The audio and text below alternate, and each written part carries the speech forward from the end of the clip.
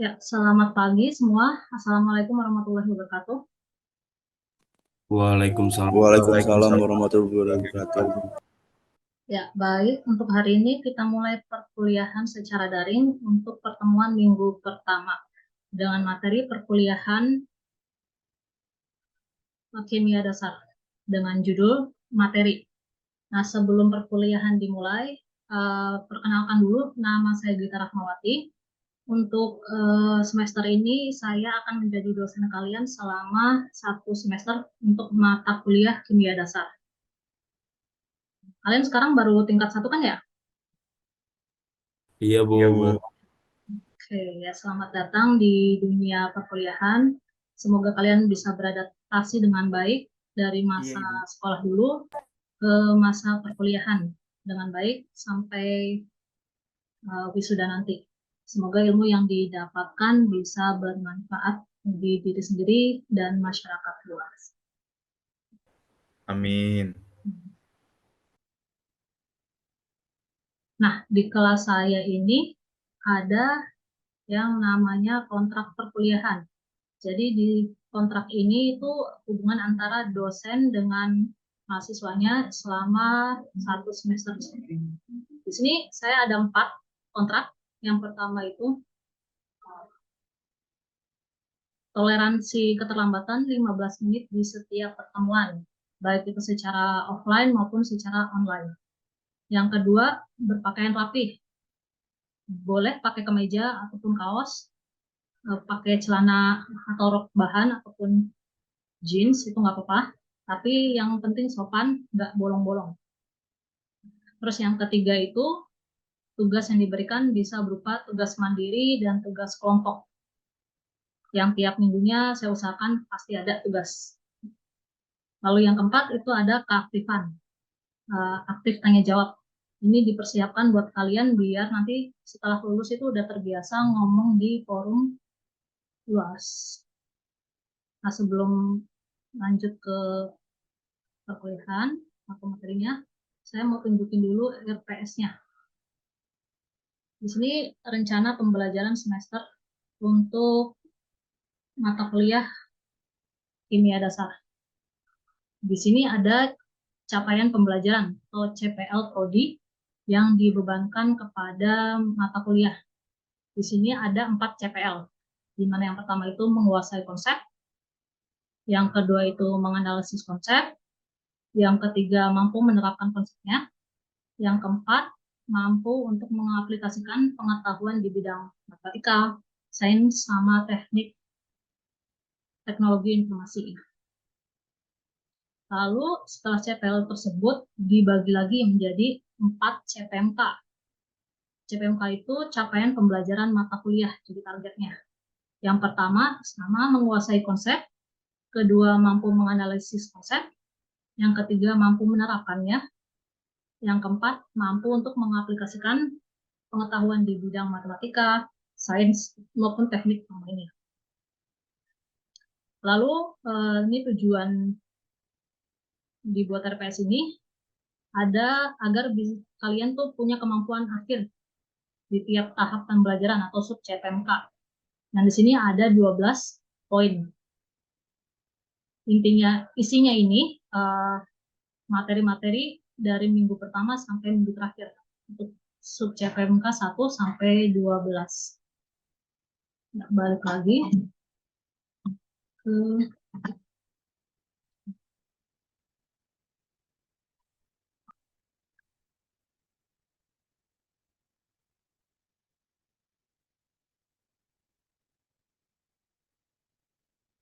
next. Nah, ini lebih jelasnya.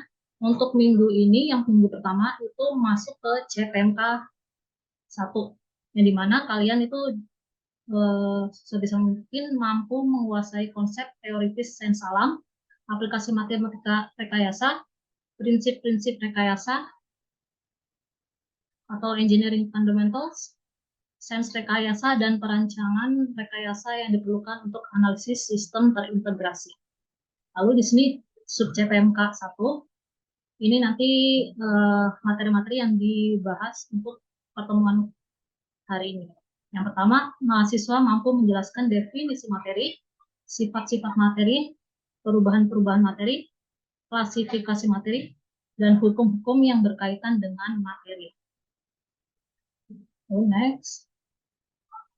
Di sini juga ada tujuan pembelajaran. Ini tujuannya agar mahasiswa mampu menjelaskan definisi materi, sifat-sifat materi, perubahan-perubahan materi, klasifikasi materi, dan hukum-hukum yang berkaitan dengan materi. Lalu pokok bahasannya adalah tadi definisi materi, sifat-sifat materi, perubahan-perubahan materi, klasifikasi materi, dan hukum-hukum yang berkaitan dengan materi.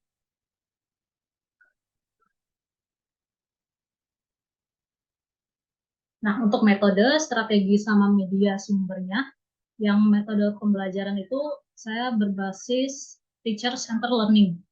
Yang kedua, strategi pembelajarannya itu secara ceramah, tanya jawab antar dosen dan mahasiswa, lalu tugas.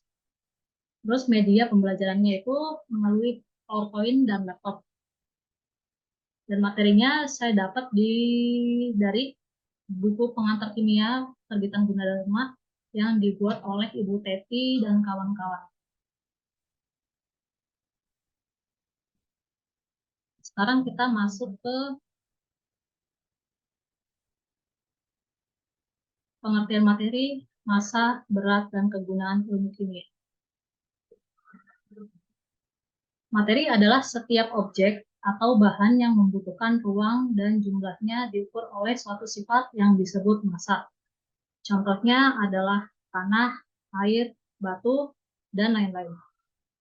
Lalu, zat adalah sebutan untuk materi yang sifatnya lebih spesifik atau khusus. Contohnya adalah zat cair, zat padat, zat gas. Zat cair itu contohnya kayak air, minyak, dan lain-lain. Zat padat seperti batu, batako, dan lain-lain. Zat gas bisa juga asap rokok, asap kendaraan, dan lain-lain.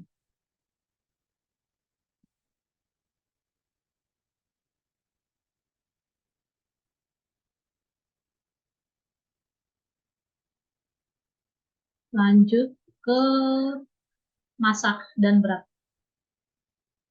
Massa adalah banyaknya zat materi yang terkandung di dalam sebuah benda tersebut. Massa suatu benda berbeda dengan berat suatu benda. Oleh karena itu, massa benda sifatnya tetap di semua tempat. Dan satuan massa dinyatakan dalam kilogram.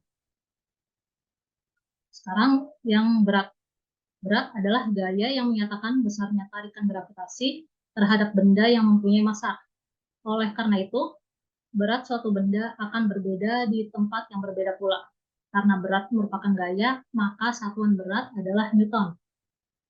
Nah, setelah saya jelasin massa dan berat, coba saya tanya, misalkan Budi beratnya 80 kg di bumi. Berapa berat badan Budi di bulan? Ada yang tahu? Saya ingin menjawab. Ya, boleh. Jawabannya tetap sama 80 kg, Ibu. Kenapa itu?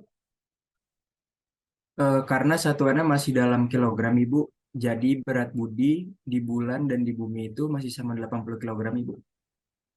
Ya, betul sekali. Untuk orang awam, biasanya kita nyebut berat itu ya berat, tapi sebenarnya itu massa karena dia pakainya kilogram. Jadi yang untuk 80 kg berat si Budi itu ya termasuk massa, bukan berat. Kalau berat benda itu di berbagai tempat bisa berbeda karena tergantung sama gaya gravitasinya. Next. Di sini ada contoh kegunaan ilmu kimia. Di sini ada 4 poin. Yang pertama, ilmu kimia dalam bidang pertanian, teknik sipil, kedokteran, dan hukum.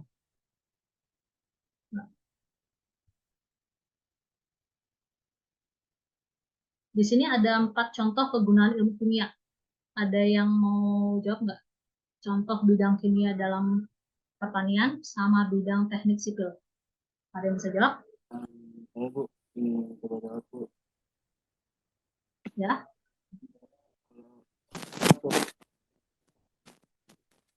Maaf, Gabriel, suaranya belum kedengeran. Ya Bu, Ya, kalau untuk di pertanian itu terdapat pupuk, pestisida dan pestisida Bu. Sedangkan untuk femisida itu seperti cat, semuri dan lain-lain Bu. oke. Ya, betul sekali jawabannya. Nah, sekarang ada yang tahu nggak yang untuk bidang kedokteran sama bidang hukum apa aja tuh? Contoh kegunaan ilmu kimianya. Tidak tahu, Bu. Tidak tahu Ibu. Jadi, biasanya ilmu kimia dalam bidang kedokteran itu dipakai untuk ketika zaman corona. Kita disuntikin apa? Vaksin kan? Lalu kalau misalkan kita sakit, kekurangan cairan, jadi bisa kita dapat perawatan infus ataupun obat-obatan. Itu ilmu kimia yang berguna di kedokteran.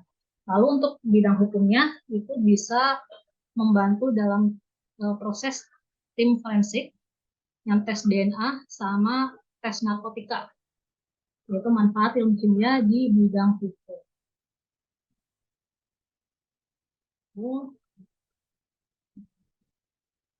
Sekarang sifat dan perubahan materi. Yang pertama A itu sifat-sifat materi di sini dibagi menjadi dua, yaitu sifat intrinsik dan sifat ekstrinsik. Yang sifat intrinsik adalah sifat yang melekat pada zat yang menjadi ciri khas tersebut. Contohnya rasa dan warna. Bisa dilihat di gambar sebelah kanan, di situ kan ada gula tuh. Gula ada nggak yang rasanya pahit? Nggak ada kan? Iya Ibu, nggak ada. Gula ada nggak yang rasanya Tidak, asin? Bu. Nggak ada juga. Jadi gula tuh punya sifat intrinsik karena dia hanya memiliki rasa manis saja. Lalu warna. Warna di situ di gambar sebelah kanan itu ada darah. Ada nggak darah warna kuning? Tidak ada Ibu. Nggak ada kan? Tidak ada, Bu. Hijau juga nggak ada. Jadi darah hanya warnanya merah. Jadi darah itu mempunyai sifat intrinsik. Lalu sifat ekstrinsik adalah sifat yang tidak khas dari suatu benda. Contohnya massa dan panjang. Di gambar sebelah kanan itu kan ada laki-laki ya. Meskipun mereka laki-laki, tapi dia mengalami perubahan dari bayi sampai ke kakek-kakek. Meskipun laki-laki, tapi mereka di setiap pertumbuhannya itu mempunyai masa yang berbeda-beda. Jadi dia nggak punya sifat ekstrinsik. Jadi dia mempunyai sifat ekstrinsik atau nggak khas. Lalu di sebelahnya juga itu ada penggaris. Meskipun namanya penggaris, tapi mereka punya panjang yang berbeda-beda. Jadi penggaris itu mempunyai sifat ekstrinsik atau sifat yang tidak khas dari suatu benda.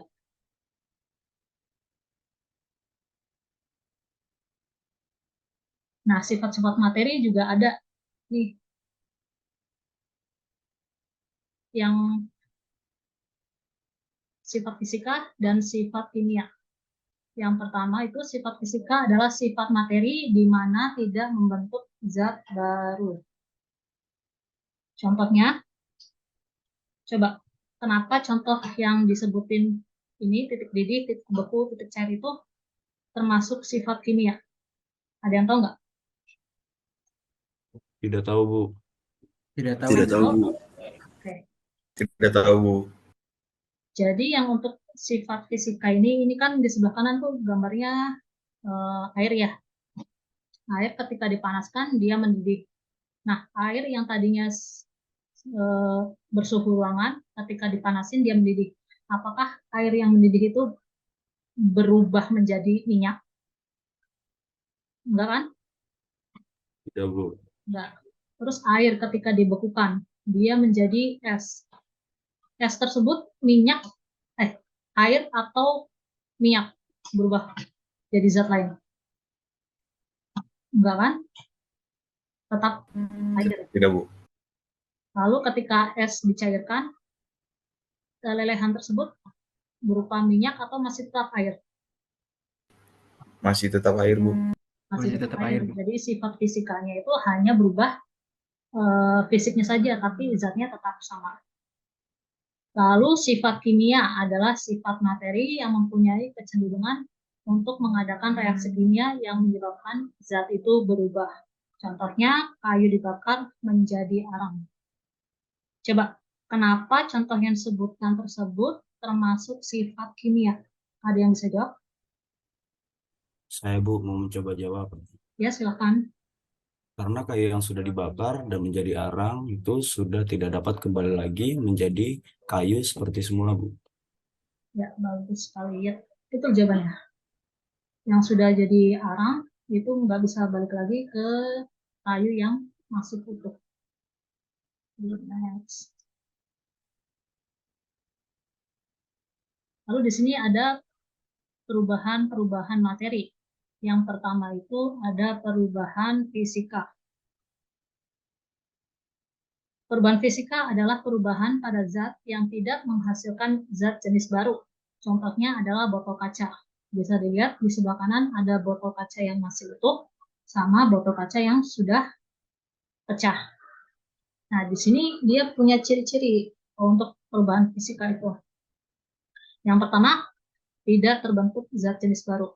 Misalkan botol yang hijau tersebut pecah, pecahan botol tersebut itu berubah dari jadi zat lain nggak? Tidak, Bu. Masih Ya, sama-sama kaca. Yang Ya. kedua, zat yang berubah dapat kembali ke bentuk semula.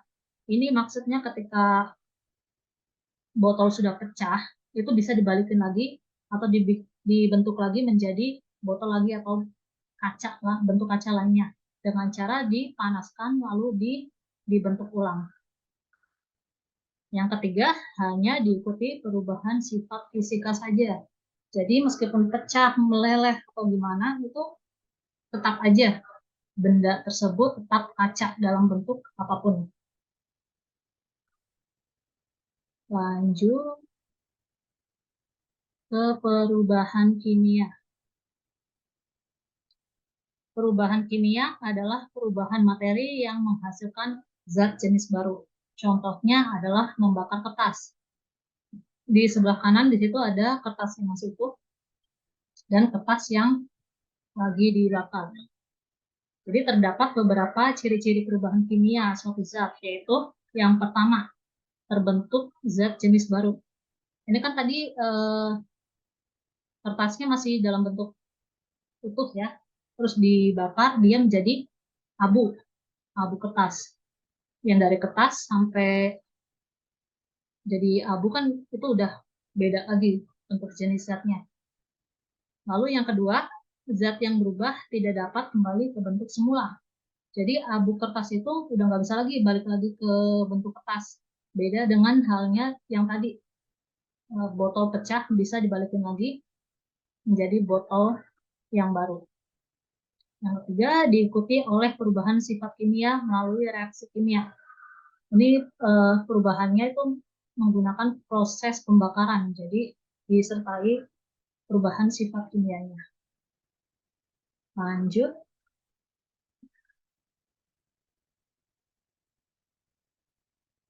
Perubahan-perubahan materi. Yang ini berdasarkan faktor penyebabnya, perubahan kimia dapat dibedakan menjadi 5 kelompok, yaitu pertama proses pembakaran, 2 proses peragian, ketiga proses kerusakan, 4 proses biologis makhluk hidup, yang kelima proses pertumbuhan. Ada yang mau ditanyakan sampai sini? Saya mau bertanya, Bu. Ya, silakan. Dari 5 proses tersebut, kenapa termasuk ke dalam perubahan kimia ya, Bu? Nah, contoh yang pertama itu kan proses pembakaran ya. Anggap aja itu yang dibakar itu rumput. Yang seperti sudah dijelaskan tadi, ketika sudah dibakar, dia nggak bisa balik lagi ke rumput. Contoh yang pertama. Yang kedua, di situ proses peragian. Proses bikin tape itu kan dari singkong, terus dikasih ragi, jadi dia menjadi tape. Nah, tape yang udah jadi ini, itu nggak bisa lagi balik menjadi singkong, kan? Terus yang ketiga, proses kerusakan. Contohnya di sini ada rantai. rantai yang korosi atau berkarat, lama-lama itu bakalan berubah jadi serbuk. Jadi ketika sudah menjadi serbuk itu nggak bisa balik lagi jadi rantai seperti sedia kala. Terus yang keempat itu proses biologis makhluk hidup. Ketika kita bernapas kan kita menghirup oksigen ya. Terus keluarnya dia dalam bentuk karbon dioksida. Jadi dia berubah, nggak bisa balik lagi jadi oksigen lagi. Yang untuk proses biologis makhluk hidup. Dan yang kelima itu ada proses pertumbuhan, di mana di situ ada proses pertumbuhan dari bayi sampai kakek-kakek. Nah, kalau sudah kakek-kakek, itu kan nggak bisa balik lagi ke dalam bentuk bayi kan? Jadi itu kenapa termasuk perubahan kimia. Jadi kalau sudah berubah, udah nggak bisa balik lagi ke bentuk awal. Lalu di sini ada yang bagian ketiga itu klasifikasi materi. Pertama ada unsur. Unsur adalah suatu zat yang sudah tidak bisa dibagi-bagi lagi menjadi bagian yang lebih kecil, atau dengan kata lain, zat-zat tersebut tidak dapat diuraikan oleh perubahan kimia sederhana menjadi dua zat berbeda atau lebih. Contohnya, kayak emas, belerang, seng, sama oksigen. Jadi intinya kalau unsur itu tuh benda yang diciptakan sama Allah, Tuhan. Jadi bukan bikinan manusia kalau unsur yang didapat dari alam.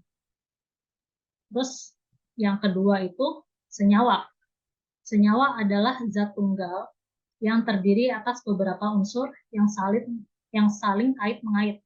Contohnya di sini air dan alkohol. Nah, kalau air kan bisa dilihat tuh ada dua unsur, unsur hidrogen sama oksigen. Sedangkan kalau alkohol itu kan ada tiga unsur tuh, ada karbon, hidrogen, sama oksigen. Jadi bedanya kalau senyawa itu bisa jadi campur tangan manusia ataupun terjadi secara ilmiah.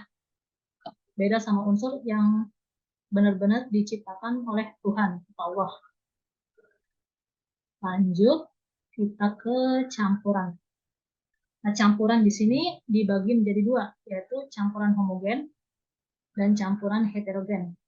Campuran homogen merupakan campuran di mana semua bagian campuran memiliki susunan bagian yang sama dan seragam.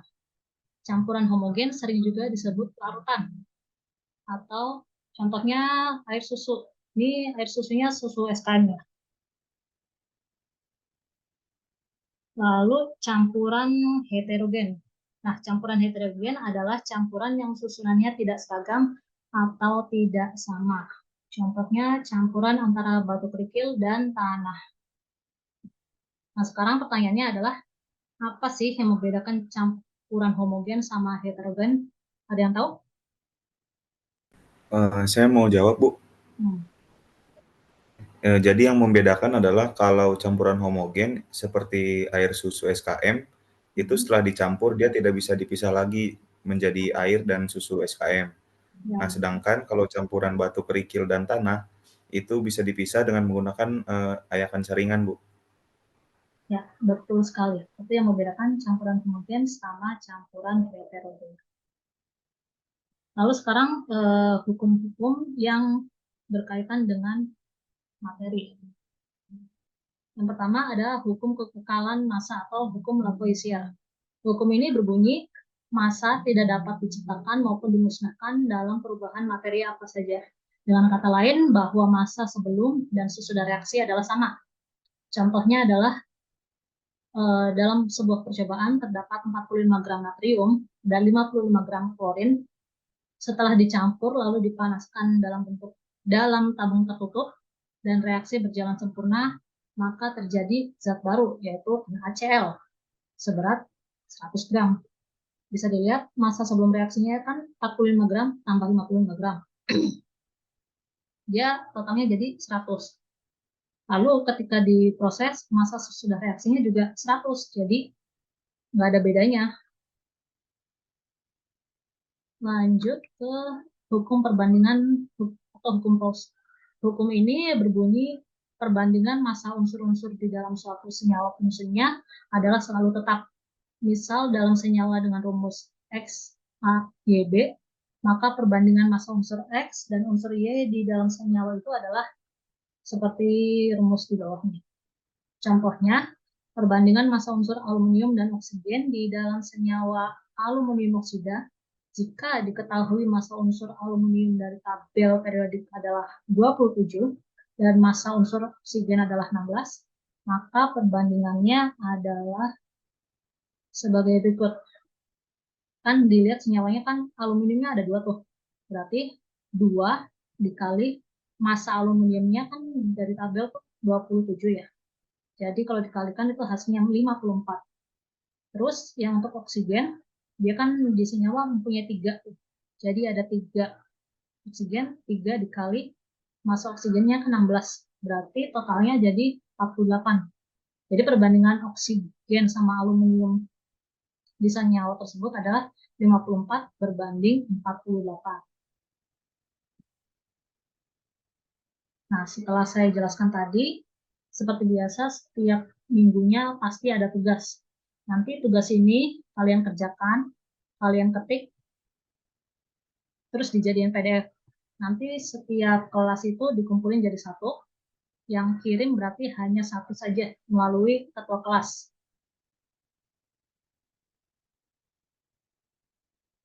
Nanti emailnya dikirim ke gitarahmawati@staff.gunadarma.ac.id. Ya, sekian materi untuk minggu pertama ini. Nanti kita akan berjumpa lagi di minggu selanjutnya. Ya, wassalamualaikum warahmatullahi wabarakatuh.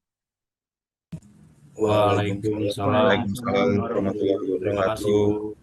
Terima kasih, Bu.